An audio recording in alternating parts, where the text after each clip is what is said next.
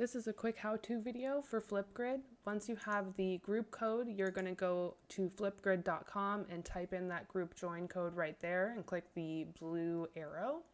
It's going to ask you to log in with your Microsoft account or Google account, so go ahead and do that if you don't already have a Flipgrid account.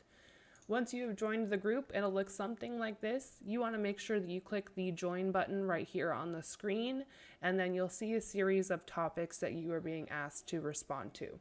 Once you find the topic you want to add your response to, you're going to click on it, and you will see all the instructions that you need, the submission date, and also a blue add response button. If you would like these instructions read to you or translated into a different language, you're going to click on the immersive reader option in the top right hand corner. And then when you're ready, you're going to click on the blue add response button. It'll take a second and it'll load your camera. Right now my camera is not on, but normally you would see my face right here.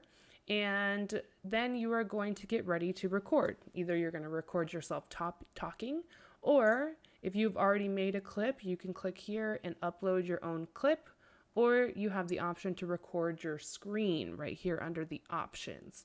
So if you want to record your screen, you're going to click that record screen button, hit start screen recording, and then it's going to give you a couple different options. Do you want to record your entire screen or maybe just a window? For example, if you are recording in Minecraft, you're going to go to window and then just click on Minecraft right there, and it will only record your Minecraft screen and basically do a voiceover with you talking over it. You're going to click on share.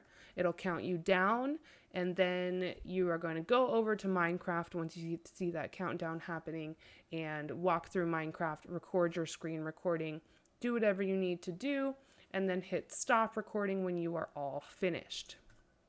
Then it'll show you it's just recording my screen in Minecraft Education Edition.